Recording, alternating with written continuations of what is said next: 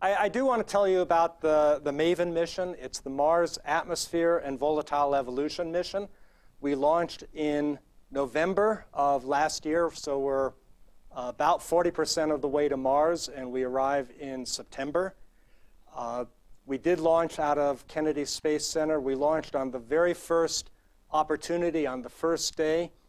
And I have to tell you, it is just incredible to be standing in the control room and watching something like this. The public has generally been pretty fascinated with Mars, and you can see all the different places it pops up, the one down in the middle for you Doctor Who fans.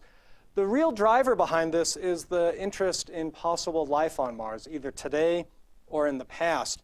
Mars, as you know, is about half the size of the Earth, about half again as far away from the sun as the Earth is, and about 1% as thick an atmosphere.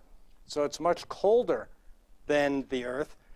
Despite that, we see a lot of features on the surface that are indicative of the presence of liquid water. These dendritic valleys, for example, appear to have been carved by water. And we have to ask, where did the water go? Where did the carbon dioxide go from an early thick atmosphere?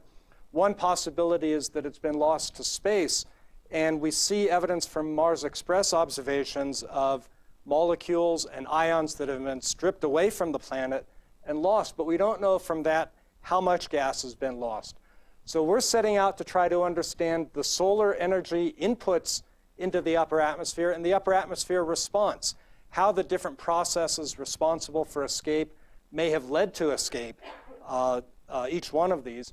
To give you an example of one process, the solar wind can strip away gas atom by atom, molecule by molecule, just from the magnetic forces as it's streaming by. Here it looks like it's being washed away, but really it's being stripped away atom by atom. Next slide, please. Thank you.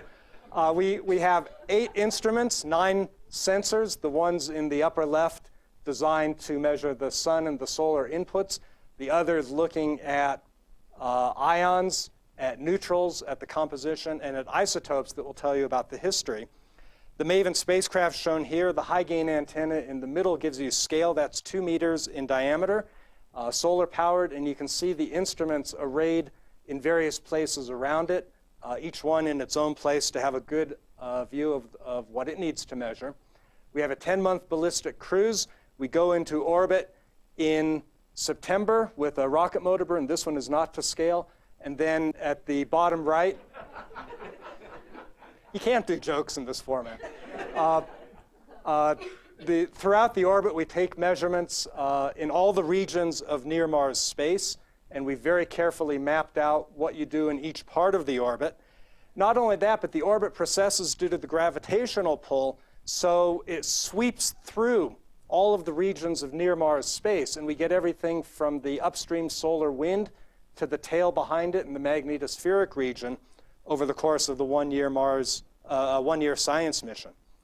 We get there on the declining phase of the solar cycle. That's actually pretty good because that's when the most solar storms occur and when they're the most intense, so we can see the effects that they have on the upper atmosphere and escape. I wanted to show you a couple of pictures of the development, showing the assembly down at Lockheed Martin in south of Denver. On the left, early in development. On the right, the almost complete spacecraft.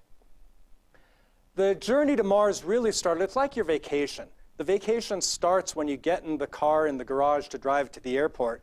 And in the upper left, you see the truck leaving Lockheed Martin with the spacecraft inside on its way to the airport and down to Kennedy Space Center.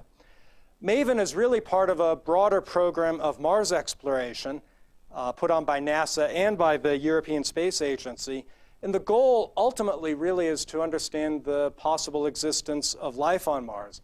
The way MAVEN contributes is to the follow the water theme that we've been doing for the past 2 decades. Water is important for understanding the climate, the geology, and the potential for life. And that's where we're focused, on following the water, trying to understand the escape to space. So far, we're doing very well. The spacecraft is 107 days into flight. We have about 6.5 months before we get to Mars, and everything is working absolutely wonderfully. There are no problems that are being worked at all. We launched on schedule. We launched under budget. We're still working on the number, but we're tracking to come in under budget. We have a science mission beginning in November. And Terry, I'm hoping a year from now that you will invite me back to spend another 5 minutes and talk about the science results that we get. Again, thank you for the opportunity to talk about this. Check, check.